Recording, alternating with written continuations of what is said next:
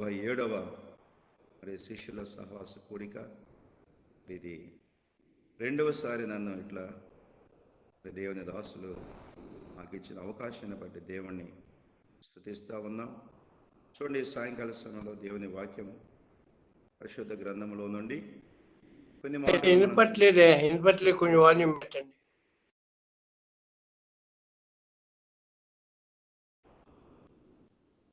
లూకా సువార్త 2వ అధ్యాయము 10-11 వచనాలు నేను చదువుతాను, దయచేసి గమనించండి. అయితే దూత భయపడకూడదు, ఇదిగో ప్రజలందరూ వాల్యూమ్ పెంచండి. మహా సంతోషకరమైన సువార్తమానం వినబడుతుంది అంకుల్. దావీదు పట్టణమందు నేడు రక్షకుడు మీ కొరకు పుట్టి ఉన్నాడు, ఈయన ప్రభు అయిన క్రీస్తు. దేవుడి మాటలు మన కొరకే దీవించునుగా. ప్రేమలేని మా తండ్రి, సాయంకాల వేళలో శిష్యుల సహవాస కూడి కొరకై మీరు మాకు ఇచ్చిన మంచి సమయాన్ని బట్టి నీ స్తోత్రాలు. దాసులు ఇంతవరకు ప్రార్థనలో పాటల్లో సహాయపడ్డాం. పాటలే మాకు కొన్ని పాఠాలు నేర్పిస్తూ ఉన్నందుకే నీ స్తోత్రాలు. దాసుడిని బలహీనుడును జ్ఞాపకం చేసుకోండి. సమయానికి కావలసిన దయగల మాటలు, వాక్యమైన దేవుని వాక్యానుసారముగా అనుభవించడం కొరకై ఆత్మీయమైనటువంటి వాక్కులు మాకు అందించమని, ఈ దాసుని ఖాళీ చేయమని యేసునామములో ప్రార్థించి వేడుకుంటున్నాము తండ్రి, ఆమేన్. ప్రేమైనటువంటి దేవుని ప్రజలారా, మరి ఈ దినాలలో మనం డిసెంబర్ మాసం మనం ఎరుగుదము. మరి ఇది శ్రేష్టమైన మాసం. డిసెంబర్ మాసం అంటే అందరికీ తెలిసినటువంటి ఒక మాటను మనం వింటూ ఉంటాం. ఈ మాసము ఆనంద మాసం కదా. క్రైస్తవులకి ఏ మాసం అంటే ఇది ఆనంద మాసం, అందరూ ఆనందించే మాసం. కాబట్టి క్రిస్మస్ గురించి కాదులే కానీ ఈ డిసెంబర్ మాసం క్రైస్తవ లోకానికి మరి ఎంతో శ్రేష్టమైన ఆనందాన్ని తెచ్చిపెట్టిన ఒక ప్రత్యేకమైన మాసం. కాబట్టి ఈ ఆఖరి మాసము మనందరము రీతిగా ప్రభు యొక్క వాక్యాన్ని మరెక్కువగా వినటానికి ప్రభు మనకిచ్చిన అవకాశాన్ని బట్టి దేవునికి మనము మరి వందనాలు చెల్లిస్తూ ఉన్నాం. కాబట్టి ఈ డిసెంబర్ మాసం మరి క్రైస్తవ లోకంలో ఉన్న ప్రజలందరూ మరి ఎంతగానో ఆనందించి హర్షించినటువంటి మరి ఈ దినం. అందుకనే నవంబర్ మాసంలోనే క్రైస్తవ లోకం మరి వాతావరణంలోనికి వస్తూ ఉన్నది. చూడండి, ప్రభుని ఎరిగిన వారు, ఎరగని వారు, తెలియని వారు కూడా మరి ఈ డిసెంబర్ మాసం అంటే ఎంత సంతోషము. అందుకనే డిసెంబర్ మాసంలో ఇది ఆరాధనా మాసం అన్నారు ఒక ఆయన. ఆనంద మాసమే కాదు, దేవునిని ఆరాధించే మాసం కదా. మరి దేవదూతలు పరలోకము నుండి దిగివచ్చి మరి ప్రభుని ఆరాధించి వెళ్ళారు. జ్ఞానులు తూర్పు దేశము నుండి వచ్చి ఆరాధించి కానుకలిచ్చి వెళ్ళారు. మరి పొలాల్లో ఉన్న గొల్లలు మరి దేవుని మాట విని దేవుణ్ణి ఘనపరిచి వారికి తెలిసినటువంటి ఆనందాన్ని అనేకులకు తెలియజేశారు కదా. కాబట్టి ఇది ఎంత సంతోషకరమైన మరి ఆహ్లాదాన్ని కలుగజేస్తూ ఉంది. చూడండి, మరి చైనా లాంటి కమ్యూనిస్టు దేశాల్లో కూడా, రష్యా దేశాల్లో కూడా, అలాగే మరి పాకిస్తాన్ మనకు శత్రువైన పాకిస్తాన్లో కూడా మరి ఈ పండగ లేదా ఈ డిసెంబర్ మాసం ఎంత ఆహ్లాదాన్ని, ఆనందాన్ని కలుగజేస్తూ ఉంది. కాబట్టి మనం లూకా సువార్త 2వ అధ్యాయం 11వ వచనంలో చదువుకున్నట్లుగా మరి దావీదు పట్టణమందు మన కొరకు రక్షకుడు పుట్టాడు. ఎక్కడ పుట్టాడంట? దావీదు పట్టణం. చూడండి, ఇక్కడ దేవుడు ప్రత్యేకంగా దావీదుకు ఒక పట్టణాన్ని నిర్ణయించి ఆ పట్టణం ద్వారా కొన్ని సంగతులు మనకు తెలియచేయాలని ఆ ఆశ కలిగి ఉన్నాడు. కాబట్టి దావీదు పట్టణము ఎలాంటి పట్టణం, ఆ పట్టణానికి ఉన్న ప్రాముఖ్యత ఏంటి? ప్రభువైన యేసుక్రీస్తు వారు 2020 సంవత్సరాల క్రితం మరి దావీదు పట్టణంలో ఎందుకు పుట్టాడు, ఎందుకు జన్మించాడు, ఆ పట్టణానికి ఉన్న విలువేంటో కొన్ని విషయాలు మనము ఈ సాయంకాల సమయంలో జ్ఞాపకం చేసుకుందాం. హెబ్రీయులకు రాసిన పత్రిక 12వ అధ్యాయము మీరు గమనిస్తే 22వ వచనంలో ఒక మాట పౌలు గారు ఇక్కడ వ్రాయిస్తూ వచ్చాడు. హెబ్రీయులకు రాసిన పత్రిక 12వ అధ్యాయం 22వ వచనం. ఇప్పుడైతే సీయోను కొండకును జీవము గల దేవుని పట్టణమునకును అనగా పరలోకపు యెరూషలేమునకును వేవేల కొలది దేవదూతల యొద్దకును. కాబట్టి ఇక్కడ ఒక పట్టణం చూస్తా ఉన్నాం. ఏ పట్టణం అంటే ఇది? జీవము గల దేవుని పట్టణము. ఎంత చక్కటి మాట! ఏమైనటువంటి వారలారా, కాబట్టి లోకములో ఉన్న మనలందరినీ ఒకప్పుడు జీవం లేని వాళ్ళం, నశించిపోయిన వారం, నరకానికి పోవలసిన మనలను, దేవునికి జీవాన్ని పోగొట్టుకున్న మనలను, దూరస్థులమైన మనలను ప్రభువైన యేసుక్రీస్తు వారు మనలను జీవము గల దేవుని పట్టణంలో చేర్చడానికి ఆయన దిగి వచ్చాడు కదా.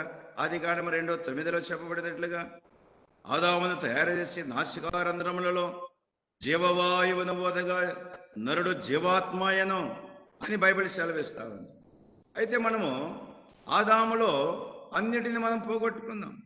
జీవాన్ని పోగొట్టుకొని నష్టపడి నరకానికి ప్రయాణం చేస్తున్నాం. అలాంటి సమయంలో దేవుడు మనను ప్రేమించి జీవముగల దేవుని పట్టణానికి వారసులుగా చేశాడు. ఎంత గొప్ప సంతోషం అండి! అందుకనే ప్రభు దావీదు పట్టణములో జన్మించడం ద్వారా మనకొచ్చిన మొట్టమొదటి మేలు, మనలోనికి మరలా జీవం వచ్చింది. యోహాను సువార్త 5:24 ఏమన్నాడు? నా మాట విని నన్ను పంపిన వాని యందు విశ్వాసముంచువాడు నిత్య జీవము గలవాడు, వాడు మరణములో నుండి జీవములోనికి దాటి ఉన్నాడని బైబిల్ బహు స్పష్టంగా తెలియజేస్తామని. ఒకప్పుడు మనం పోగొట్టుకున్నాం, దూరమైపోయినాం ప్రియులారా. అయితే ప్రభు ఈ 2020 సంవత్సరం మనను ప్రేమించి మనలను తన జీవముగల దేవుని పట్టణానికి వారసులుగా చేస్తా వచ్చాడు. రోమీయులకు రాసిన పత్రిక 9వ అధ్యాయం ఒక మాట మనం చూసుకుందాం. రోమీయులకు రాసిన పత్రిక 9వ అధ్యాయము 26వ వచనంలో పౌలు ఇట్లా అంటాడు, మరియు జరుగునదేమనగా మీరు నా ప్రజలు కారని ఏ చోట వారితో చెప్పబడినో ఆ చోటనే జీవముగల దేవుని కుమారులని వారికి పేరు పెట్టుదును. చూడండి ప్రియులారా, మనము జీవముగల దేవుని బిడ్డలమని పోగొట్టుకున్నాం. అయితే ప్రభు మరలా వాగ్దానం ఇచ్చి జీవము కలిగిన దేవుని బిడ్డలు అని ఆ పట్టణంలోనికి మనం తీసుకుని వచ్చాడు. ఎంత గొప్ప దేవుడు! మలాకి 1:6లో కూడా ఇంకొక మాట అంటాడు. మనం ఎక్కువగా వివరణ ఇవ్వడానికి సమయం లేదు కాబట్టి నేను కొన్ని వచనాలు మీకు చూపిస్తూ నేను ముందుకు వెళ్తున్నాను. మలాకి రాసిన పుస్తకం 1:6లో కుమారుడు తన తండ్రిని కనపరుచును కదా, మనలను కుమారులుగా చేసుకుంది. అందుకనే మనం ఈ దినాల్లో ఎక్కువగా ఇప్పటికే 277 ప్రియులారా మరి సహవాసాన్ని శిష్యుల సహవాస కోడికలో మనము కలిగి ఉన్నాం. ఎంత గొప్ప ధన్యం! కడపడి ఆదాముగా ప్రభు వచ్చి మనలను జీవము గల దేవుని పట్టణానికి హక్కుదారులుగా చేశారు, యోగ్యులుగా చేశారు. రెండవదిగా మీరు గమనిస్తే ప్రకటన గ్రంథము 21వ అధ్యాయం, ప్రకటన గ్రంథము 21వ అధ్యాయం 2వ వచనం మీరు గమనించండి. మరియు నేను నూతనమైన యెరూషలేమును ఆ పరిశుద్ధ పట్టణము తన భర్త కొరకు అలంకరింపబడిన పెండ్లి కుమార్తె వలె సిద్ధపడి పరలోకమందున్న దేవుని యొద్ద నుండి దిగివచ్చుట చూసి తిని. ఇక్కడ యోహాను ఒక దర్శనాన్ని చూసినాడు. ఏ పట్టణం అంటే ఇది? నూతనమైన యెరూషలేమును పరిశుద్ధ పట్టణానికి వారసులుగా చేశాడు. ఎంత గొప్ప భాగ్యం అండి! అది మనము పరిశుద్ధులము కాము వీళ్ళారా. అయితే దేవుడు మనను పరిశుద్ధులుగా చేశాడు. పరిశుద్ధ పట్టణంలో పరిశుద్ధులే ఉంటారు, ఎవరు పడితే వాళ్ళు ఉండరు. అందుకనే దేవుడు తన రక్తమును చెందించి శిలువలో మరణించి మనలను కూడా ఈ సాయంకాల సమయంలో పరిశుద్ధ పట్టణానికి మనలను హక్కుదారులుగా చేశాడు. యెషయా గ్రంథము 62:12లో మీరు గమనిస్తే ఒక మాట రాయబడి ఉన్నది. యెషయా గ్రంథం 62:12లో మీరు గమనించండి. పరిశుద్ధ ప్రజలనియు యెహోవా విమోచించిన వారని వారికి పేరు పెట్టబడును. కాబట్టి పరిశుద్ధ పట్టణానికి రెండవదిగా మనలను ప్రభు తన పరిశుద్ధ పట్టణానికి వారసులుగా చేసుకున్నాడు. అందుకని నేను పరిశుద్ధుడనయ్యున్నాను. 1 పేతురు 1:14లో అన్నాడు, నేను పరిశుద్ధుడను గనక మీరును పరిశుద్ధులై ఉండండి అని ప్రభు సెలవిచ్చాడు. ఎంత గొప్ప భాగ్యం, ఎంత గొప్ప ధన్యత! అన్యులమైన మనలను ఇది నన్ను ధన్యులుగా చేశాడు. ప్రభు మనను తన ధన్యతలోని తీసుకుని వచ్చాడు. యెషయా గ్రంథం 4వ అధ్యాయం 3వ వచనం మీరు గమనిస్తే అక్కడ ప్రభు అంటాడు, సియోనులో శేషించిన వానికి, యెరూషలేములో నిలవబడిన వానికి, అనగా జీవం పొందుటకై యెరూషలేములో దాఖలైన ప్రతివానికి పరిశుద్ధుడు అని పేరు పెట్టాడు. ఇప్పుడు మనం ఎవరమంట? పరిశుద్ధులము. ఎంత ఆనందం అండి! దేవుడు మనకిచ్చిన ఈ గొప్ప ఆనందం ఎంత ధన్యకరమైనది. కాబట్టి మనము ఆ పరిశుద్ధ పట్టణం కొరకై ఎదురు చూస్తూ ఉన్నాం. అది వర్ణించలేనిది, అది వివరించలేనిది, అది రమ్యమైనది. అందుకని ఆ యొక్క కోరహ కుమారులు అంటాడు 84వ కీర్తనలో, యెహోవా నీ నివాసములు ఎంత రమ్యమైనవి. కాబట్టి ఆ పరిశుద్ధ పట్టణానికి దేవుడు మనను యోగ్యులుగా చేశాడు. 3వ పట్టణాన్ని మీరు గమనిస్తే ప్రకటన గ్రంథము 21వ అధ్యాయం, ప్రకటన గ్రంథము 21వ అధ్యాయం 10వ వచనం మీరు గమనించండి. ప్రకటన గ్రంథము 21:10, ఆత్మవశుడనయ్యున్న నన్ను ఎత్తైన గొప్ప పర్వతం మీదకి కొనిపోయి యెరూషలేము అను పరిశుద్ధ పట్టణము దేవుని మహిమ గలదై పరలోకమందున దేవుని యొద్ద నుండి దిగవచ్చుడు నాకు చూపెను. 3వ పట్టణము ఏ పట్టణం అంట? మహిమ కలిగిన పట్టణం. చూడండి, ఒక్కొక్క మెట్టులోనికి దేవుడు మనల్ని ఎలా తీసుకుని వచ్చాడు. మొదటిదిగా జీవము గల దేవుని పట్టణం, రెండవదిగా నూతనమైన యెరూషలేమును పరిశుద్ధ పట్టణం, మూడవదిగా మహిమ కలిగిన పట్టణం. ఇలా ఈ పట్టణంలో దేవుడు మనకి ఏమిచ్చాడు? ఈ పట్టణంలో ఏం దొరుకుతుంది? తన మహిమను మనకిచ్చాడు. రోమిలికి రాసిన పత్రిక 8వ అధ్యాయం 21వ వచనం మనం గమనించినట్లయితే అక్కడ ఒక చక్కటి మాట మనం అన్నది. రోమిలికి రాసిన పత్రిక 8:21లో పౌలు అంటాడు. చూడండి, ఇక్కడ మనం గమనించినట్లయితే ఆ పట్టణములో ఆ దేవుని పిల్లలు పొందబోవు మహిమ గల స్వాతంత్ర్యం ఉన్నది. అక్కడ ప్రియులారా, మహిమ కలిగిన పట్టణములో మనకు స్వాతంత్ర్యం ఉన్నది. ప్రియులారా, స్వాతంత్ర్యము దొరికింది. అక్కడ మనకు ప్రియులారా నెమ్మది ఉంటుంది, సంతోషం ఉంటుంది, ఆనందం ఉంటుంది, దేవునికి వాక్కు దొరుకుతుంది. అక్కడ ప్రియులారా యుగ యుగములు దానిలో మనం ఉంటాం. ఎవరి ప్రమేయం లేకుండా ప్రభు యొక్క ఆధీనములో తన మహిమను మనం చూస్తాం. అందుకని ఈ మంటి ఘటాలలో తన మహిమను పోసాడని పౌలు సాక్ష్యమిస్తా ఉన్నాం. మన మంటి ఘటాలం, ఓటి ఘటాలము, ఎన్నిక లేని వారం అయితే ప్రభు అంట తన మహిమ మనలో పోసాడు. యెషయా గ్రంథంలో చెప్పబడినట్లుగా నా మహిమ నిమిత్తమే నేను నిన్ను ఏర్పాటు చేసుకున్నాను అన్నాడు ప్రభు. ఎంత గొప్ప భాగ్యం అండి. మూడవదిగా మనం చూస్తా ఉన్నాం. కాబట్టి దేవుని యొక్క మహిమ ఇలా మనము చూడబోతున్నాం. ప్రకటన గ్రంథం 1:21-27 అంటాడు. అక్కడ ఏ మహిమను చూస్తామంట? అక్కడ ఎంత మహిమ ఉంటుందంటే ప్రకటన 21:27, గొర్రె పిల్ల యొక్క జీవ గ్రంథమందు రాయబడిన వారే దానిలో ప్రవేశింతురు. కాబట్టి దాని నిషిద్ధమైనది ఏదైనను, అసహ్యమైనదైనను, అబద్ధమైన దాన్ని జరిగించేవాడు ఎవడను దానిలోకి ప్రవేశింపడని దేవుని వాక్యం చెప్తామని. లేలారా, చూడండి, మనల్ని ఎంత ధన్యులుగా చేశాడు, ఎంత గొప్ప భాగ్యాన్ని ప్రభు మనకి ఇచ్చాడు. కాబట్టి ఈ సాయంకాల వేళలో శిష్యుల సహవాస కూడికకు వచ్చిన మా ప్రేమైనటువంటి సహా విశ్వాసులారా, అక్కలారా, అన్నలారా, తమ్ముళ్ళో చెల్లెలు, దేవుడు దావీదు పట్టణములో ప్రభు పుట్టి మనలను జీవము గల దేవుని పట్టణానికి, పరిశుద్ధ పట్టణానికి, మహిమ కలిగిన పట్టణానికి మనను హక్కుదారులుగా చేశాడు. అంత మాత్రమేనా? కీర్తనలో 48 రెండవ వచనం మీరు గమనిస్తే అక్కడ ఒక మాట అంటాడు. దావీదు భక్తుడు అంటున్నాడు 48:2, యెహోవా గొప్పవాడును. రెండవ వచనం, ఉత్తర దిక్కున మహారాజు పట్టణమైన సియోను పర్వతము రమ్యమైన ఎత్తుగల చోట నుండి ఉంచబడి సర్వభూమికి సంతోషమిస్తా ఉంది. నాలుగవదిగా ఏ పట్టణం అంటే అది మహారాజు పట్టణం. మన ప్రభు మహారాజు అయితే మనలను కూడా రాజుగా చేసుకున్నాడు. ఆ పట్టణం ప్రియులారా, ఆ రాజు ఉండబోతున్నాడు.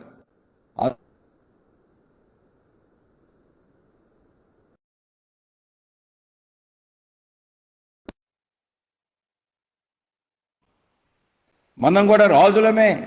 కాబట్టి ప్రభు మనను ఆ పట్టణంలో చేర్చాడు. అందుకని మలాగే 1:14 అంటాడు, ఘనమైన రాజు మన ప్రభు, ఘనమైన రాజు. ఎంత గొప్ప భాగ్యం. కాబట్టి ప్రభు ప్రియులారా, ఈ సాయంకాల సమయంలో దేవుడు మనను తనలను ఘనపరచడానికి, అందుకని 1 పేతురు 2:9 అంటాడు, ఆశ్చర్యకరమైన వెలుగులోనికి మనల్ని పిలిచి రాజులైన యాజక సమూహంలో మనం చేర్చాడు. ఎందుకంటే గొప్ప భాగ్యం ఇంకేం కావాలా? కాబట్టి ఇక్కడ మనం చూస్తా ఉన్నాం. 5వదిగా మీరు గమనిస్తే హెబ్రీయులకు రాసిన పత్రిక 13వ అధ్యాయం, హెబ్రీ 13:14 ఒక మాట అంటాడు. ఆఖరిగా 5వ పట్టణం చూడండి, నేను చదువుతాను. హెబ్రీ 13:14, నిలువరమైన పట్టణం మనకి ఇక్కడ లేదు, ఉండబోవచ్చున్న దానికోసం ఎదురు చూస్తున్నాను. పిల్లలు, ఇప్పుడు ఉన్నటువంటి ఈ పట్టణము, ఈ సిటీలు ఇవన్నీ ఒక దినాన లయముగా పోతా ఉన్నాయి. ఇది నిలువరమైనది కాదు. ప్రభు మన కొరకే నిలువరమైన పట్టణాన్ని, శ్రేష్టమైన పట్టణాన్ని, యుగ యుగములుండే పట్టణాన్ని మన కొరకు సిద్ధపరుస్తున్నాడు. ఎంత గొప్ప భాగ్యం అండి. కాబట్టి ఉదయకాల సాయంకాల సమయంలో ప్రభుని మనము ఎరుగడ ద్వారా దొరికిన గొప్ప భాగ్యము ఎంత గొప్పదో ప్రభు మనకు తెలియజేస్తున్నాడు. కాబట్టి ఈ పట్టణంలో ప్రవేశించాలంటే మనం ఏమి కలిగి ఉండాలి, ఏమేమి మనం చేయాలి భూలోకంలో, అది కూడా ప్రభు మనకు జ్ఞాపకం చేస్తున్నాడు. కాబట్టి ఆ పట్టణంలో ప్రవేశించాలంటే అది విలువైన పట్టణం, అందులో పేర్లు వ్రాయబడిన వారే కదా. 21 ప్రకటన 27 అన్నాడు కదా, అందులో పేర్లు వ్రాయబడిన వారే. అందుకని అంటాడు, ఈ జీవ గ్రంథమందు ఎవని పేరైనను రాయబడినట్టు కనబడని ఎడలా అని ప్రభు చెప్తా ఉన్నాడు. కాబట్టి ఎవరి పేర్లు, భూమి మీద ఎన్నో గ్రంథాలు ఉన్నాయి వీళ్ళారా, జీవ గ్రంథాలు ఉన్నాయి, వేదాలు ఉన్నాయి, ఎన్నో గ్రంథాలు ఉన్నాయి. కానీ బైబిల్లో చెప్పబడినట్లుగా పరిశుద్ధ గ్రంథంలో, జీవ గ్రంథంలో ఎవరి పేరు లేదో వారికి పరలోక ప్రవేశం లేదు, వారికి ఆ రాజ్యం లేదు, ఆ సంతోషం లేదు, ఆ జీవాన్ని వారు అనుభవించలేరు, ఆ పరిశుద్ధతను వారు పొందలేరు, ఆ మహిమను వారు చూడలేరు, ఆ ఘనమైన రాజుని వారు కనులారా చూడలేరు, ఆ నిలువరమైన పట్టణంలో ఎల్లకాలము వారు జీవించలేరు. కాబట్టి ఆ పట్టణంలో ప్రవేశించాలంటే మనం ఏమేమి కలిగి ఉండాలి చూడండి. ఫిలిప్పీయులకు రాసిన పత్రిక 4వ అధ్యాయం, ఫిలిప్పీయులకు రాసిన పత్రిక 4వ అధ్యాయంలో పౌలు ఒక మాట అంటాడు, గమనించండి. ఫిలిప్పీయులకు రాసిన పత్రిక 4:3, అవును, నిజమైన సహకారి ఆస్ట్రేలు క్లెమెంతతోనూ నా ఇతర సహకారులతోనూ సువార్త పనిలో నాతో కూడా ప్రయాసపడిన వారు గనక వారికి సహాయం చేయము అని నేను వేడుకొనిచున్నాను.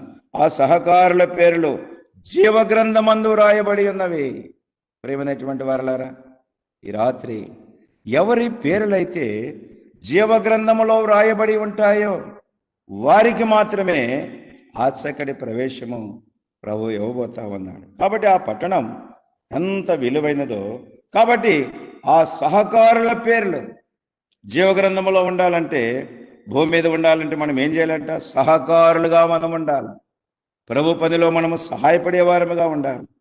కాబట్టి ఎవరైతే సహకారులుగా ఉంటారో వారి పేర్లు జీవగ్రంథంలో ఉంటాయి. ఎలాంటి సహకారులుగా ఉండాలా, ఎప్పుడు సహకారులుగా ఉండాలా, దేనికి సహకారులుగా ఉండాలా, దేనిలో సహకారులుగా ఉండాలా, ఎవరికి సహకారులుగా ఉండాలి. 5 విషయాలు చూద్దాం. 5 పట్టణాలు చూసాం మనం. కాబట్టి ఇక్కడ పౌలు రాస్తా ఉన్నాడు, ఎవరైతే సహకారులుగా ఉంటారో వారి పేర్లు మాత్రమే జీవగ్రంథంలో ఉంటాయని పౌలు ఇక్కడ మనకు ప్రత్యేకంగా తెలియజేస్తా ఉన్నాడు. ఫిలిప్పీ 4:3 అంటున్నాడు, నిజమైన సహకారులుగా మనం ఉండాలి ఈ భూమి మీద. మరి ఇప్పుడు 277 మరి ఇలాంటి కోరికలు మనం కలిగి ఉన్నాం. చాలా మంది సహకారులుగా ఉన్నారు, సహాయపడతా వచ్చారు, ప్రోత్సహిస్తూ వచ్చారు. కాబట్టి ఇక్కడ పౌలు చెప్పినట్లుగా నిజమైన సహకారులమైన సహకారులు కూడా ఇద్దరు ఉన్నారు. సహకారులు అనే మాటకి ఆపోజిట్ ఏంటి? అబద్ధం కదా. నిజమైన సహకారులు, అబద్ధంగా సహకారులు అనేటువంటి వ్యతిరేక పదం అబద్ధం అని మనం చూస్తా ఉన్నాం. కాబట్టి ఉదయ సాయంకాల సమయంలో ప్రియులారా, మనము నిజమైన సహకారముగా ఉండాలి. దేవుని పిల్లలతో మనము సహవాసము చేయాలి, సహాయపడుతూ ఉండాలి. మన బలం కాదు, మన డబ్బు కాదు, మన అందం కాదు, మనం కలిగి ఉన్నటువంటి స్థితిగతులు కాదు, కానీ పాపినని ఒప్పుకుంటే మనకిచ్చిన ఆ గొప్ప పరలోకం ఎంత గొప్పదండి. అందుకని పౌలు అంటూ ఒక మాట అంటాడు, ఫిలిప్పీయులకు రాసిన పత్రిక 2:20 ఆ తిమోతిని గురించి రాస్తూ ఒక మాట అంటాడు. 2:20 ఫిలిప్పీయులకు రాసిన పత్రిక 2:20 చూడండి, మీ క్షేమ విషయమై నిజముగా చింతించువాడు అతని వంటి వాడెవడు నా యొద్ద లేడు. తిమోతి నిజమైన సహకారిగా ఉన్నాడు. ఇలారా చెడ్డ దినాలకు వచ్చేసాం, భయంకర దినాల్లో మనం ఉంటున్నాం. మనకు కలిగిన దాన్ని గట్టిగా పట్టుకొని నిజమైన సహకారులుగా దేవుని పనిలో మనము సహాయపడాలని ప్రభు మనకు జ్ఞాపకం చేస్తా ఉన్నాడు. అందుకని సామెతలు 17:17 ఏమన్నాడు, నిజమైన స్నేహితుడు విడవక ప్రేమించును. కాబట్టి 277 ఈ యొక్క వాక్య కూడికల్లో ఎంతమంది మనం సహకారులుగా వచ్చారు, ఎంతమంది చక్కగా ప్రియులారా ఆనందించారు, సంతోషించారు, నిజమైన ఆనందాన్ని మనం అనుభవించామా? అది ఇక్కడ ప్రశ్నగా దేవుడు మనకు గుర్తు చేస్తా ఉన్నాడు. రెండవదిగా మీరు గమనిస్తే ఇంకొక మాట చదువుకున్నాం, ఎప్పుడు మనం సహకారులుగా ఉండాలి కదా. మనం మొదటిగా ఎలాంటి సహకారులం అంటే నిజమైన సహకారులుగా ఉండాలి. రెండవదిగా ఎప్పుడు సహకారులుగా ఉండాలా? ఏదో బాగున్నప్పుడా, లేదా సంతోషంగా ఉన్నప్పుడా? కాదు కాదు. మొదటి సమూయేలు గ్రంథం 23వ అధ్యాయం, మొదటి సమూయేలు గ్రంథము 23 16-17 చూడండి. అప్పుడు సౌలు కుమారుడైన యోనాతాను లేచి వనములోనున్న దావీదు వద్దకు వచ్చి, నా తండ్రి అయిన సౌలు నిన్ను పట్టుకొని జాలడు, నీవు భయపడవద్దు, నీవు ఇశ్రాయేలుకు రాజువగుదువు, నేను నీకు సహకారినవుదును. యోనాతాను దావీదుకు ధైర్యం ఇస్తామన్నాడు. దావీదును చంపాలని సౌలు ఎన్నిసార్లు ప్రయత్నం చేశాడు. తనను నష్టపరచాలని, చంపేయాలని, తన రాజ్యం దావీదుకి వెళ్ళకూడదని సౌలు ఆలోచిస్తామంటే నెక్స్ట్ రాజు కావలసిన యోనాతాను దావీదుకి ఎలా ఉన్నాడంట? సహకారిగా ఉన్నాడు. బాధల్లో, శ్రమల్లో, ఇబ్బందుల్లో, కష్టాల్లో సహకారిగా ఉన్నాడు యోనాతాను. ప్రియులారా, కాబట్టి ఈ మాట వింటే ఎంత సంతోషం అండి. కాబట్టి యోనాతాను ఎప్పుడున్నాడంట? దావీదు బాధపడతా ఉంటే, ఇబ్బంది పడుతూ ఉంటే, ప్రియులారా తన తండ్రి స్వయంగా చంపాలని చూస్తూ ఉంటే, ఇది నాన్న మనకు కూడా ఎన్నో పరిస్థితులు ఉన్నాయి, ఎన్నో ప్రియులారా ఆటంకములు ఉన్నాయి, అభ్యంతరాలు ఉన్నాయి. కాబట్టి మనము ఎప్పుడు సహకారంగా ఉండాలా? కష్టములో ఉన్నప్పుడు, బాధల్లో ఉన్నప్పుడు, దుఃఖములో ఉన్నప్పుడు సహకారిగా ఉన్నావా? విడిచిపెట్టి వెళ్ళిపోతున్నావా? పట్టించుకోకుండా ఉంటున్నావా? నాకెందుకులే అనుకుంటున్నావా? ఇది నాది కాదులే అనుకుంటున్నావా? పోతే పోని అనుకుంటున్నావా? అలా అయితే ప్రియులారా జీవగ్రంథంలో మన పేర్లు ఎక్కవో. జీవగ్రంథంలో నుండి మన పేర్లు తుడిచేస్తాడు ప్రభు. కాబట్టి సాయంకాల సమయంలో మనం ఎలా ఉండాలంట? నిజమైన సహకారులు. ఇంకా కాకు రెండవదిగా నేను నీకు సహకారిని అంటా ఉన్నాడు. యోబు గ్రంథము 9వ అధ్యాయం, యోబు గ్రంథము 9వ అధ్యాయం 28వ వచనం మీరు గమనించండి. యోబు గ్రంథం 9వ అధ్యాయం 28వ వచనంలో యోబు ఎట్లా అంటాడు? చక్కటి మాట. యోబు గ్రంథము 9:28 మీరు గమనిస్తే, నా సమస్త బాధలకు భయపడి వణుకుచున్నాను. ఇది నాన్న భయంకరమైన కరోనా వచ్చింది. దాదాపుగా ప్రియులారి ఇది 2019వ సంవత్సరంలో వుహాన్ అనే పట్టణంలో పోయిన సంవత్సరం డిసెంబరు 1వ తారీఖున ఒక వ్యక్తిని కనుగొన్నారు కరోనా వచ్చిందని. ఒక డాక్టర్ ప్రభుత్వానికి కబురు చేశాడు. డాక్టర్ని పట్టించుకోలేదు. ప్రభుత్వం అతన్ని బంధించింది, అతన్ని బయటికి రానివ్వలేదు. అతను ఎన్నిసార్లు కబురు చేసినా, వర్తమానం పంపించినా, మెసేజ్లు పెట్టినా దాన్ని లోకానికి తెలియకుండా చైనా ప్రభుత్వం ఇది నాన్న ప్రపంచానికి ఎంతో నష్టాన్ని కలుగజేసింది. ఆఖరికి ఆ డాక్టర్ చనిపోయినాడు. దాదాపుగా 80 కోట్ల మందికి ఈ వ్యాధి వ్యాపించింది. కొన్ని లక్షల మంది చనిపోయినారు. ప్రియులారా, అలాంటి సమయంలో దేవుడు మనల్ని ఎంతగా బాధల్లో ఆదరించాడు. మనము కృతజ్ఞత కలిగిన వారమై దినాల్లో మనము జీవించబద్దులమై ఉంటున్నాం. కాబట్టి రెండవదిగా మనం చూస్తూ ఉన్నాం, ఎలాంటి సహకారులు అంటే కష్టాలలో, బాధలలో మనం సహకారులుగా ఉండాలి. ఎవరికైనా బాధ వచ్చినప్పుడు, కష్టం వచ్చినప్పుడు దేవుని పిల్లలు ఏం చేయాలంట? ఆదరించాలి. యోనాతాను వలె యోనాతాను దావీదును ధైర్యపరిచాడు. ప్రియులారా, పౌలు అంటాడు, చులకనైన మా శ్రమలు. కాబట్టి మనకు వచ్చే శ్రమలు కొద్ది కొద్దివే, కాబట్టి భయపడవద్దు. అందుకని పౌలు అన్నాడు అపొస్తలుల కార్యములు 14:27, మనం అనేక శ్రమలు అనుభవించి ఆ పట్టణాల్లో చేరాలని వాళ్ళను బలపరిచినట్లుగా బైబిల్ మనకు తెలియజేస్తా. మూడవదిగా చూస్తే దేనికి మనము సహకారులుగా ఉండాలా ప్రియులారా? మూడవదిగా దేనికి సహకారులుగా ఉండాలా? 2 కొరింథీ 1:24 మీరు గమనించండి. 2 కొరింథీ 1:24 పౌలు అంటున్నాడు చూడండి, మీ విశ్వాసము మీద మేము ప్రభువులమని ఇలాగ చెప్పటలేదు కానీ మీ ఆనందమునకు సహకారులమై ఉన్నాము. విశ్వాసము చేతనే మీరు నిలకడగా ఉన్నారు. ప్రేమైనటువంటి వారలారా, పౌలు అంటున్నాడు మీ ఆనందమునకు సహకారులు. అందుకని ఆనందించే వారితో ఆనందించు, ఏడ్చు వారితో ఏడవండి అని పౌలు రోమా 12 చెప్తా ఉన్నాడు. కాబట్టి దేవుని పిల్లలకు మనము ఆనందాన్ని కలిగించాలి, సంతోషాన్ని పుట్టించాలి. వాళ్ళని దుఃఖపెడుతున్నామా, బాధ పెడుతున్నామా? కాబట్టి దేవుని పిల్లలు ఎప్పుడు కూడా ఎట్లా ఉండాలంటే ఆనందముతో ఉండాలి. అందుకనే డిసెంబర్ మాసం అంటేనే ఆనంద మాసం, సంతోషకరమైన మాసం అని ప్రభు మనకు ఈ రాత్రి గుర్తు చేస్తా ఉన్నాడు. కాబట్టి పౌలు అనేకులకు ప్రియులారా ఆనందాన్ని, కష్టాల్లో ఉన్న వారిని నువ్వు ఆనందింపచేయాలి, ఏడ్పించమాక. చాలా మంది ప్రియులారా, కొంతమంది ఏడుస్తూ ఉంటే నవ్వుతారు, నవ్వుతూ ఉంటే ఏడుస్తూ ఉంటారు. అదొక ఆనందం కొంతమందికి. అలా మనం ఉండకూడదు. ఆనందించే వారితో ఆనందించు. పౌలు అదే చెప్పాడు కదా ఫిలిప్పీయులకు రాసిన పత్రికలో, ఆనందించుడి మరలా చెప్పుదును.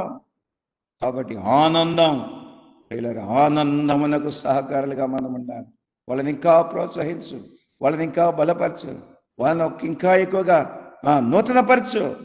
ప్రభు చెప్తా ఉన్నాను, ఒక స్త్రీ నాణ్యం పోగొట్టుకుంది ప్రియులారా, అది ఊడ్చింది, ఇల్లంతా దొరికింది. అప్పుడు అందరిని పిలిచి ఏం చేసిందంట? సంతోషించింది. గొర్రె తప్పిపోయింది ప్రియులారా, తీసుకుని వచ్చినప్పుడు ఎంత సంతోషం కలిగింది. కాబట్టి దేవుని పిల్లమైన మనము ఎప్పుడు ఆనందానికి ప్రియులారా ముందు మనం ఉండాలి. కాబట్టి ఎవరైనా బాధపడతా ఉంటే వాళ్ళని మనము దుఃఖ పెట్టకూడదు, వాళ్ళని సంతోషాన్ని కలిగించే ప్రియులుగా మనం ఉండాలి.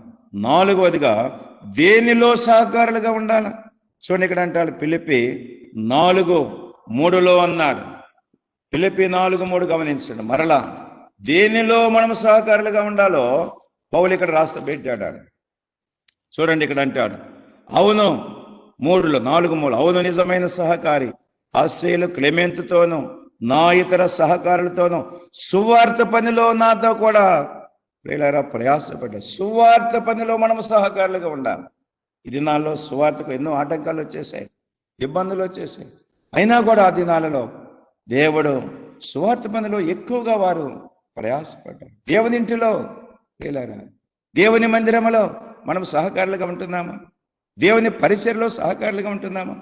దేవుని పిల్లలు కలుసుకొని మనం ఏకమనసుతో సహవాసం చేస్తున్నామా? ఇది కూడా మనకి ప్రియులారా ఈ సంవత్సరపు ముగింపులో దేవుడు మనకిస్తున్న ఒక హెచ్చరిక. ముగింపులో మనము సడింపు కలిగి జీవించాలంట. ఆయన అన్నాడు ముగింపు ఎలా ఉండాలట? మంచి సడింపు అంటే నడుములు కట్టుకోవాలి. దేవుని కొరకు, దేవుని పట్టణం కొరకు ప్రవేశించక ముందు ఈ లోకంలో జీవిస్తూ ఉండగా ప్రియులారా మనము సువార్త పని, ఎన్నో ఆటంకాలు ఉన్నాయి, ఈ దినాన్ని ఇబ్బందులు ఉన్నాయి ప్రియులారా. దేవుని పిల్లల మీదకి లోకం ప్రియులారా బయలుదేరింది. అయినను మనము ధైర్యంగా ప్రార్థన చేద్దాం, ప్రభు మనకు సహాయపడతారు. ఎంత గొప్ప దేవుడు. అందుకని సువార్త పనిలో, దేవుని పనిలో, సంఘం పనిలో, మందిరం పనిలో మనం సహాయపడాలి. చూడండి, నోవాహు ఓడగట్టాడు. ఓడగడుతున్నప్పుడు కుమారులు ఉన్నారు, 3 కోడళ్ళు ఉన్నారు. మాకెందుకన్నారా? మేము రామన్నారా? మేము చేయమన్నారా? ఈ దినాల్లో కుటుంబాల్లో చాలామంది సహకరించడం లేదు, అందుబాటులో ఉండటం లేదు. ప్రభు ఇంటికి వెళ్దామంటే, ప్రభు పని చేద్దామంటే, ప్రభు సువార్త చేద్దామంటే రకరకాల సాకులు. ప్రియులారా, ఇలా మనం ఉండకూడదు. కుటుంబంగా మనము దేవుని ఇంటిలో సహకారులుగా ఉండాలి, దేవుని సువార్తలో సహకారులుగా ఉండాలి. మందిరంలో ఏదైనా పని ఉంది, మనం చేస్తున్నామా? ఒక యవనస్తుడు అన్నాడంట, కొత్తగా సేవకుడు వస్తే ఆ సేవకుడు అన్నాడంట, అంకుల్ మందిరంలో లెట్రిన్లు కలిగే బాధ్యత నాది, ఎవరికైనా ఇస్తే మర్యాద ఉండదు అన్నాడంట. తర్వాత వారానికి అడ్రస్ లేడంట. చాలామంది నాలో ఉడుకు రక్తం, చాలామంది తొందరపాటు. సేవకుడు రంగులోనే అన్నాడంట, మందిరంలో లెట్రిన్లో బాత్రూమ్లు కలిగే నాదే పని మీరున్నంతకాలం, ఎవరికైనా ఇస్తే ఎరవడదంట, మర్యాదగా ఉండదు, చీపురు కట్టొచ్చింది నా చేతికి అన్నాడంట. ట్రైలర్ తీరా చూస్తే వారం అయిన తర్వాత అడ్రస్ లేడంట. మరి ఎక్కడికి వెళ్ళాడో తెలియదు. కాబట్టి రాత్రి శిష్యుల సహవాస కూడికలో ఎన్నో వర్తమానాలు వింటున్నాం ప్రతి దినం. దేవుని వాక్యం ఈ దినాన ఈ కరోనా కాలంలో కూడా మనకు సమృద్ధిగా దేవుడు అందిస్తామన్నాడు. ఎంత గొప్ప భాగ్యం అండి. ఒకవేళ మనము ఒక చోట కూడుకోకపోయినా ఎక్కడెక్కడో ఉండి ఈ మాటలు వింటున్నాం. నేను విజయవాడలో ఉన్నా, మీరు ఎక్కడెక్కడో ఉన్నారు. ఎంత గొప్ప భాగ్యం. అందుకని దేవుని వాక్యము బహు వేగంగా పరిగెడుతుందని దావీదు 147 కీర్తనలో రాసిపెట్టాడు. ముందుగాని ఈ ప్రపంచంలో అన్నిటికంటే ఎక్కువగా వేగంగా పరిగెత్తేది ఏంటంట? దేవుని వాక్యమే. ఇది నాన్న ఇలా ఎంత గొప్ప భాగ్యాన్ని ప్రభు మనకిచ్చాడు. కాబట్టి మనం సహకారులుగా ఉండాలి. మోషే గుడారం కడతా ఉంటే, ప్రియులార ప్రత్యక్ష గుడారం కడతా ఉంటే ఎంతమంది సహాయపడ్డారు. ఒకసారి మోషే రెఫీదీము అరణ్యములో యుద్ధానికి వెళ్ళినప్పుడు, అమాలేకుల మీదకి యుద్ధానికి వెళ్ళినప్పుడు యెహోషువ వెళ్ళినాడు ముందుగా, తర్వాత మోషే వెళ్ళాడు. వృద్ధుడైపోయినాడు, 80 సంవత్సరాలు. మోషే చేతులు ఎత్తినప్పుడు విజయం సాధిస్తున్నారు. చేతులు దించినప్పుడు ఇశ్రాయేలు ప్రజలు ఓడిపోతున్నారు. అప్పుడు అహరోను ఊరులు ఏం చేశారు? చేతులు పట్టుకున్నారు. ప్రియులారా వాళ్ళు నిలబడ్డారు. ఇది నా నీవు అలాంటి అనుభవం కలిగి ఉన్నావా? ప్రియులారా నువ్వు సహాయపడుతున్నావా? దేవుని పనిలో, సువార్త పనిలో, మందిర పనిలో, సంఘ పనిలో. ప్రియులారా నువ్వు అలా ఉన్నావా? అహరోను ఊరుల వలె ఉన్నావా? లేకపోతే ఏదో చూస్తున్నావా తమాషా? ఇన్నాళ్ళు చాలామంది మందిరంలో చేపలు తీయాలంటే తీరు, ఓడవాలంటే ఓడరు, కాసేపు నీళ్ళు జల్లాలంటే చల్లరు. ప్రియులారా ఎందుకంటే వాళ్ళు కొంత ఉద్యోగాన్ని బట్టి, వాళ్ళు కొంత స్థితిని బట్టి అతిశయిస్తూ ఉంటారు. దేవుని మందిరంలో ప్రియులారా మనం అందరం ఒకటే. భక్సింగ్ గారు మనకు నేర్పింది ఒకటి, ఆల్ ఆర్ ఈక్వల్. అందరూ సమానమే. నీకెంత ఉన్నా, ఏ స్థాయి ఉన్నా, ఏ అంతస్తు ఉన్నా, ఏ స్థితి ఉన్నా బయటే. దేవుని మందిరం దగ్గరికి వచ్చిన తర్వాత ఆల్ ఆర్ ఈక్వల్, అందరూ సమానమనే సత్యాన్ని మనకు ఈ దైవజనుడు మనకు బోధించాడు. ఎంత గొప్ప భాగ్యం అండి. ఉదయకాల సాయంకాల సమయంలో ప్రియులారా ఈ శిష్యుల సహవాస కూడికలో వాక్యం వింటున్న మా ప్రియమైనటువంటి అమ్మా అయ్యా మీరు ఎవరైనా పర్లేదు, దేవుని యొక్క ఆ పట్టణంలో మనం ప్రవేశించాలంటే భూమి మీదే మనము సహకారులుగా ఉండాలి. ప్రభు పని చేయాలి, ఇక్కడే చేయాలి మనం. తర్వాత మనకేం పని ఉండదు అక్కడ. ప్రభుని నిత్యము చూస్తూ ఆనందిస్తాం, అతిశయిస్తాం. ఎంత గొప్ప భాగ్యాన్ని దేవుడు ఈ భూమి మీద మనకిచ్చాడు. ఇంకొకటి ఆఖరిగా ఎవరికి సహకారులుగా ఉండాలి మనం? ఆఖరిగా ఎవరికి సహకారులుగా ఉండాలి? ఇప్పటి వరకు మనము చూస్తూ వచ్చాం. ఎలాంటి సహకారులుగా ఉండాలా?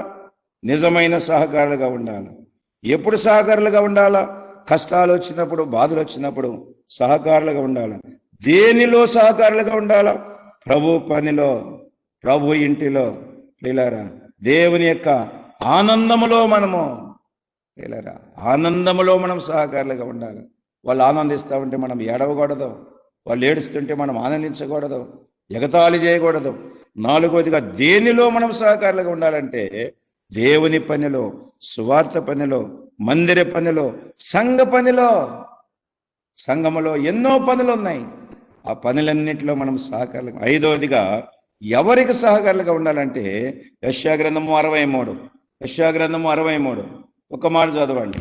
11వ వచనములో యెషయా గ్రంథము 63, 11లో అంటాడు, అప్పుడు ఆయన పూర్వ దినములను మోషేను తన జనులకు జ్ఞాపకం చేసుకునేను, తన మంద కాపరులకు సహకారి అయి. ఎవరికి సహకారులుగా ఉండాలి మనము? మంద కాపరులు ఉన్నారు, మందను మేపే వాళ్ళు ఉన్నారు, దైవ సేవకులు ఉన్నారు. వారికి మనము సహకారులుగా ఉండాలి. చేదోడు వాదోడుగా ఉండాలి. ప్రియులారా వారు చెప్పింది మనం చేయాలి, వారికి లోబడాల. మంద కాపరులకు మనము సహకారులుగా ఉండాలి. అప్పుడే ప్రియులారా జీవ గ్రంథములో మన పేర్లు ఉంటాయి. ఊరకనే రాయడు దేవుడు. ప్రియులారా జీవ గ్రంథమును విప్పడానికి ఆయన ఒక్కడే యోగ్యుడు అని బైబిల్ చెప్తా ఉంది. కాబట్టి సాయంకాల సమయంలో మనము ఎవరికి సహకారులుగా ఉండాలంటే మంద కాపరులకు, దైవ సేవకుల మాటకు మనం లోబడాలి. ప్రియులారా ఆ సేవకులు చెప్పింది మనం చేయాలి, మేలు పొందుతాం, దీవించబడతాం.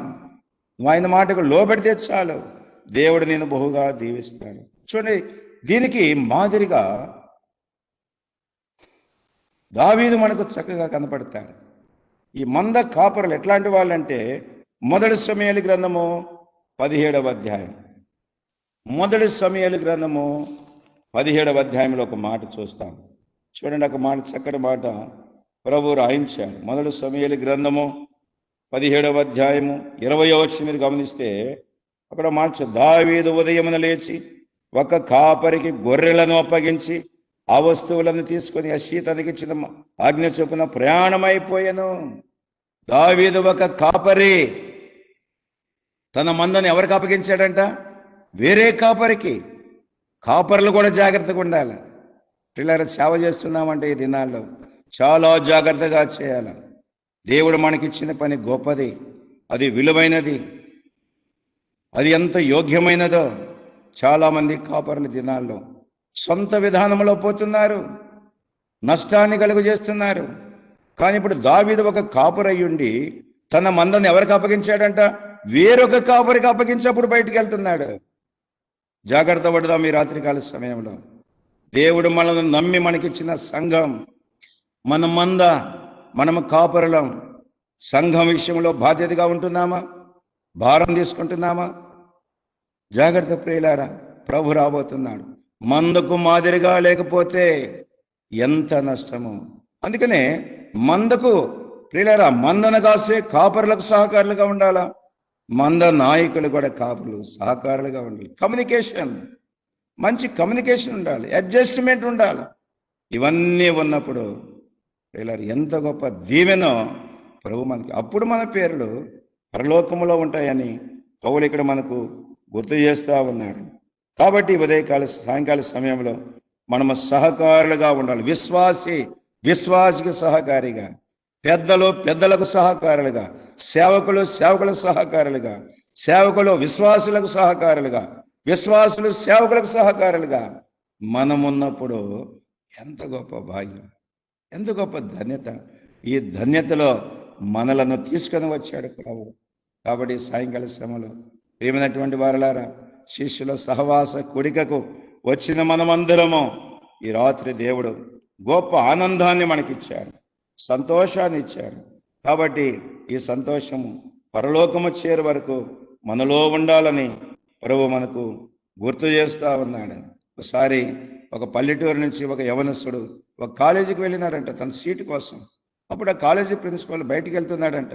వెళ్తూ అయ్యా, ఆ కుర్రవాడు వచ్చి అడిగినాడంట, సార్ నా కాలేజీలో సీటు కావాలా, కొంచెం మీరు ఏదైనా సీట్ ఇస్తారంటే. అప్పుడు ఆ కాలేజీ ప్రిన్సిపల్ అన్నాడంట, నేను అర్జెంటుగా బయటికి వెళ్తున్నాను కాబట్టి ఈ వరండంతా శుభ్రంగా గడుగు. ఆయన ఒక సలహా ఇచ్చాడంట ప్రిన్సిపల్. అప్పుడు యవనస్తుడు అనుకున్నాడు, ఇదేంటి, నేనేంటి కాలేజీ సీట్ కోసం వచ్చాను, ఇదేంటి నన్ను వరండంతా గడగమంటున్నాడు, దీనికి దానికి ఏంటి పొత్తు అని చెప్పేసి అనుకో. సరే ఏమైనా పెద్ద ఆయన చెప్పాడని ఆ వరండంతా శుభ్రంగా క్లీన్ చేశాడంట. తర్వాత గంట తర్వాత ప్రిన్సిపాల్ వచ్చాడంట. వచ్చిన తర్వాత యవనస్తుని పిలిచాడంట, ఏమయ్యా బాగా శుభ్రం చేసినావా? సార్ శుభ్రం చేసినాను అన్నాడంట. అప్పుడు ఆ కాలేజీ ప్రిన్సిపల్ అంట జేబులో కర్చీపు తీసి ఆ నేల మీద వేసి రాసి చూశాడంట. ఎక్కడ ఒక్క మురికి కూడా రాలేదంట. చాలా సంతోషపడ్డాడంట ఆ ప్రిన్సిపాల్. శభాష్ తమ్ముడు, నీకు ఓకే, కాలేజీ సీట్ ఇచ్చేసాను అందంట. ముఖం తెలియనివాడు, పరిచయం లేని వ్యక్తి చెప్పిన వెంటనే అంత శుభ్రంగా చేస్తారు ఎవరైనా? ఏదో అటు ఇటు శుభ్రంగా తొడవచ్చి వెళ్ళిపోతారు. కానీ ఆ యవనస్తుడంట నమ్మకంగా పనిచేశాడు. ఆ వరండాను శుభ్రంగా క్లీన్ చేసినందుకు గాను ఆ ప్రిన్సిపల్ అంట అతనికి ఫ్రీగా సీట్ ఇచ్చాడంట. పిల్లారా, ఈ సాయంకాల సమయంలో దేవునికి మనం అలాంటి నమ్మకమైన సహకారులుగా మనం ఉండాలి. అప్పుడు దేవుడు మనకు బహుమానం ఇస్తాడు. ఆ పట్టణంలో ప్రవేశము, సంతోషాన్ని మనం అనుభవిస్తాం. కాబట్టి సాయంకాల సమయంలో ప్రభు మనను ప్రేమించి ఈ రాత్రి కూడా ఈ సంవత్సరపు ఆఖరిలో కదా 64వ రోజు ఇది. ఈ సంవత్సరానికి 364వ రోజు, ఇంకొక రోజు ఏమన్నా మిగిలి. కాబట్టి ప్రభు అంటాడు, కార్యారంభము కంటే కార్యాంతము మేలన్నాడు. ఇలా కొత్త సంవత్సరంలో ప్రవేశించబోదాం. మరోసారి మనము పరీక్షించుకుందాం, యోగ్యులమవుదాం, స్థిరులమవుదాం, ప్రభుకు అనుకూలంగా ఉందాం, ప్రభు చిత్తాన్ని నెరవేరుద్దాం, ప్రభు మనల్ని పిలిచిన పిలుపుకు తగినట్లుగా మనం ప్రవర్తిద్దాం, నడుచుకుందాం. మన ఇష్టం వచ్చినట్లుగా మనం నడుచుకోవద్దు. మన సొంత విధానం వద్దు, స్వప్రయోజనం వద్దు, స్వనీతి కార్యములొద్దు. మన ఇష్టాలను మనం నెరవేర్చుకొని దేవుని సంతోషాన్ని మనము పాడు చేయొద్దు అని ప్రభు మరోసారి ఈ శిష్యుల సహవాస కోడికలున్న మనందరికీ ప్రభు మరోసారి ప్రేమతో చేతులెత్తి బ్రతిమలాడుతున్నాడు. 2021 సంవత్సరం మనము నూతనంగా ప్రత్యేకమైన విధానములు ప్రభు యొక్క సహకారులముగా ఆ పరిశుద్ధ పట్టణంలో ప్రవేశించినట్లుగా ప్రభు మన అందరికీ గొప్ప సహాయము దయచేయనుగాక. దేవుడి మాటలు దీవించునుగాక. అందరికీ మరి నూతన సంవత్సర శుభాకాంక్షలు తెలియజేస్తూ నాకు ఈ అవకాశం ఇచ్చిన దేవుని ప్రజలకు మరోసారి నిండు వందనాలు చెల్లిస్తూ నా మాటలు ముగిస్తున్నాను. Praise the lord.